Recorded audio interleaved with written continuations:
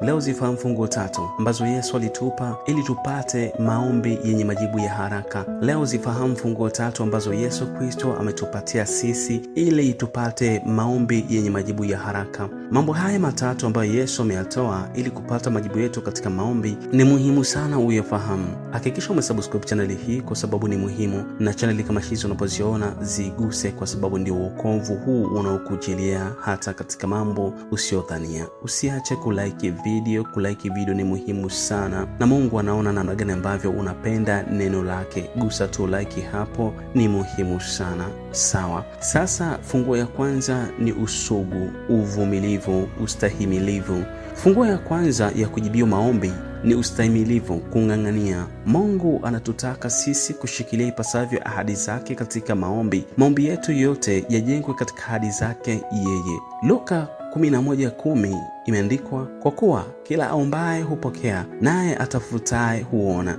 naye bishaye atafunguliwa. Omba leo na uendelee kuomba, utapewa. Tafuta na uendelee kutafuta, utapata. Bisha na uendelee kubisha, mlango utafunguliwa. Tukimwona Mungu ameahidi kutupa, lakini inabidi tusubirie. Mungu ni kweli ameahidi kutupatia. Mungu ni kweli ameahidi kufungua. Mungu ni kweli ameahidi kutupa, lakini inabidi usubiri wakati mwingine ili ufikie wakati sahihi wa Mungu kufungua milango hiyo. Maandiko yanasema yeye hawai wala hachelewi. Hiyo ni funguo ya kwanza. Funguo ya pili ni kusudi, purposeful. Biblia inasema sababu kubwa ya sisi kutokupokea vipawa vya Mungu ni kwa sababu hatujaomba.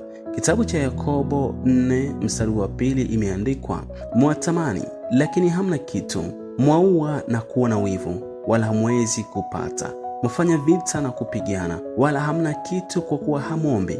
Ni lazima wakati mwingine uombe, usimame katika kusudi, na hakikisha maombi yako unayatengeneza katika mfumo wa kuyarudia maneno kila siku, kwa kuwa neno kila unapolirudia linasimama katika lengo, na hili ndilo linaloitwa kusudi, lego ground, ili kusimamia katika ulimwengu wa roho.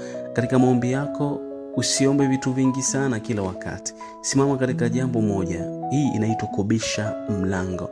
Mlango mara nyingi ni mmoja, unagonga mlango huo mpaka utakapofunguliwa. Funguo ya 3 ambayo Yesu alituachia ni mahusiano na Baba wa mbinguni ambaye utukufu wake uko juu, personal relationship. Mahusiano na Mungu na mwanadamu ni kitu cha siri sana. Kitu cha muhimu sana kwenye maombi yenye majibu ni mahusiano mazuri na Baba wa mbinguni.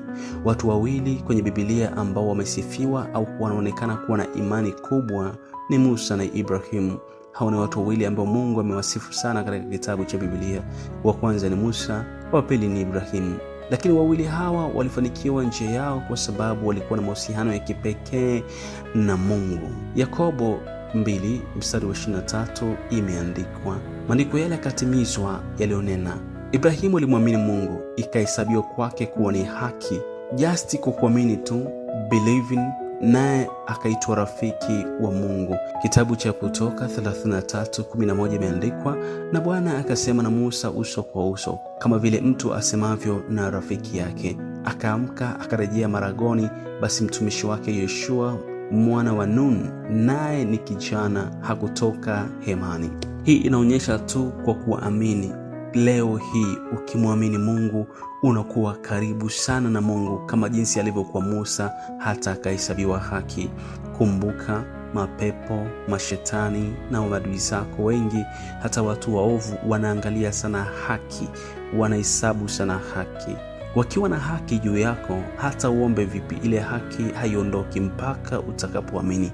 Unaamini kitu gani? Unatakiwa kumwamini Mungu tu, Mungu wa Ibrahimu, Mungu wa Musa, Mungu wa Isaka, Mungu wa Yakobo.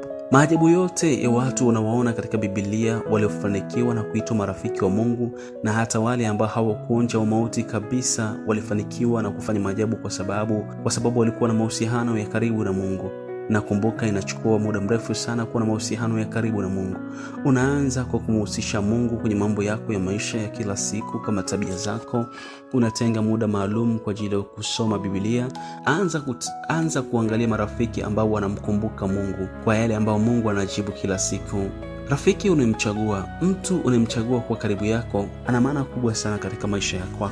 Angalia mtu unayetembea naye, angalia mtu aliye karibu yako, ndipo utajua kwamba wewe njia yako ni ipi. Naomba niishie hapa kwa leo. Hakikisha umesubscribe channel hii, umelike video na kuishare kwa marafiki.